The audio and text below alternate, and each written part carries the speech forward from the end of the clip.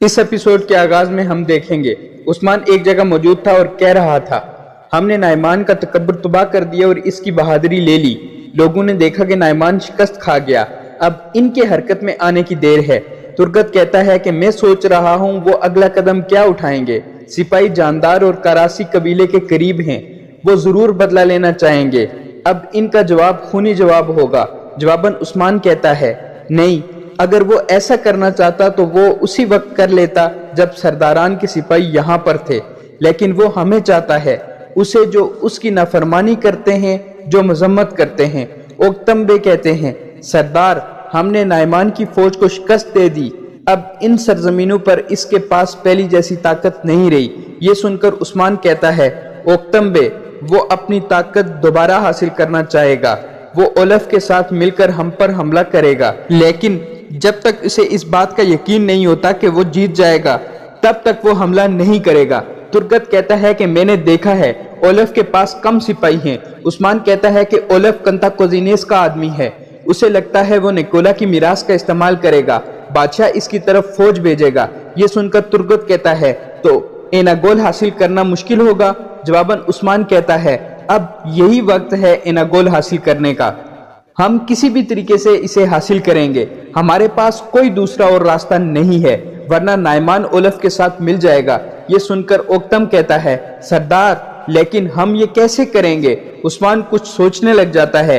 इसके बाद एनागोल का मंजर दिखाया जाता है, जहां ओलफ दान की लाश के पास मौजूद था और कह रहा था, उस्मान ने तुम्हें मुझसे छीन लिया, तुम मेरे छोटे भाई थे, लेकिन तुम फिक्र मत करो दान, मैं इसके तमाम बच्चों को इससे छीन लूंगा, मैं इनका खून पी जाऊंगा, उनको जहन्नुम में भेज दूंगा। इसके बाद एक सिपाही आकर कहता है, कमांडर नाइमान आ रहे हैं। नाइमान अंदर आ जाता है और कहता है, ओलफ। दूसरी जानिब उस्मान कह रहा था, नाइमान अब एनागोल की तरफ गया होगा, सिर्फ वही वहां पर नहीं होगा, उल्गन खातून और जरकोताई भी वहां पर मौजूद होंगे। ये सुनकर तुर्गत कहता है, उनका बहुत शुक्रिया, उन्हीं की वजह से हम ओलफ के तमाम मंसूबों को नाकाम बना रहे हैं। उस्मान कहता है, तुर्गत साहब, आप किले को अच्छी तरह जानते हैं, आप कुछ सिपाही लें और एनागोल जाएं, जरकोताई आपकी मदद करेगा। ये सुनकर तुर्गत कहता है, जैसा आपका हुक्म।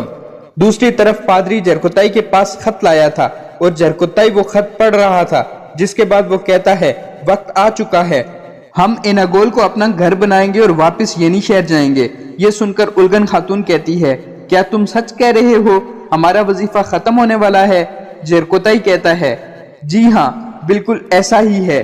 उस्मान साहब फतह की तरफ गामजन हैं और इन्होंने हमारी तरफ अहकामात भेजे हैं, इनके लिए एनागोल के दरवाजे खोलेंगे, हम तुर्गत साहब और इनके सिपाहियों को एनागोल में दाखिल करवाएंगे। दूसरी जानिब ओक्तम कहता है, ठीक है उस्मान साहब, एनागोल की फतह से हम नाइमान को रोक पाएंगे, मगर हम उसे शिकस्त कैसे देंगे। ये सुनकर उस्मान कहता है, हर कोई अपना वजीफा संभाले और नाइमान को कैसे रोकना है मैं जानता हूँ। ये सुनकर तुर्गत कहता है, हमारा अगला कदम क्या होगा। उस्मान कहता है, हम वालिदा सुल्ताना को अपने साथ मिला लेंगे। ये सुनकर ओक्तम कहता है, हम उसे कैसे कायल करेंगे। जवाबन उस्मान कहता है, वालिदा सुल्ताना फौज इकट्ठा करना चाहती हैं, जब मैं समागर का सर उतार रहा था तो उसने मुझे सपोर्ट किया था, अब अगर वालिदा सुल्ताना हमारे साथ मिल जाती हैं तो नाइमान मुश्किल में पड़ जाएगा। ऐसा लगता है वालिदा सुल्ताना नाइमान के साथ हैं, लेकिन अगर वो हमारे साथ मिल जाती हैं तो हम ज्यादा मजबूत हो जाएंगे। ये सुनकर ओक्तम कहता है, अगर हमारा नसीब वालिदा सुल्ताना के साथ है तो जल्द ही हमारा सर कटने वाला है, इसलिए हम कहते हैं कि इत्तेहाद में ताकत है। तुर्गत कहता है, उस्मान साहब, मैं एनागोल में दाखिल होने की तैयारियां करता हूँ। जवाबन उस्मान कहता है, आपको जहाद मुबारक हो। जिसके बाद उस्मान बोरान को वजीफा देता है और आगे बढ़ जाता है। दूसरी जानिब नाइमान ओलफ से कहता है, तुम्हारी फौज कब तक यहाँ पर होगी। ओलफ जवाबन कहता है, वो कुछ दिनों में यहाँ पहुँच जाएंगे और जब मेरी फौज यहाँ आ जाएगी तो हम उस्मान के कबीले को तबाह कर देंगे। ये सुनकर नाइमान बैठ जाता है और एक नक्शा देखने लगता है, जिसके बाद वो कहता है, उस्मान जानता है कि हम हमला करने वाले हैं, इसलिए वो अपने कबीले की हिफाजत कर रहा है। इसने अपने इलाके के करीब जाल बिछाए हुए हैं और येनी शहर के करीब भी। ये सुनकर ओलफ कहता है, हम बड़ी तादाद में हैं, ये छोटे मोटे जाल हमारा क्या बिगाड़ेंगे। जवाबन नाइमान कहता है, تمہیں ہرن کی کہانی معلوم ہے؟ ایک مرتبہ 5 بھوکے بھیڑیے تھے، ان سب نے بھیڑ کی بو سونگھ لی تھی اور اس کا پیچھا کرنے لگے۔ بڑے بھیڑیے نے انہیں کہا مت جانا، مگر نوجوان بھیڑیوں نے ان کی بات نہ سنی اور اگلے دن تمام بھیڑیے مارے گئے۔ اولف کہتا ہے مجھے بتاؤ یہ کیسے ہوا؟ نائمان کہتا ہے کیونکہ پہاڑ بھیڑیوں کا نہیں بھیڑ کا تھا، وہ جانتا تھا کہ کہاں پر پہاڑ ہے اور کہاں پر تنگ راستہ۔ اگر عثمان نے اپنے جالوں میں ہمیں پھنسا دیا تو ہمارے پاس کچھ نہیں رہے گا۔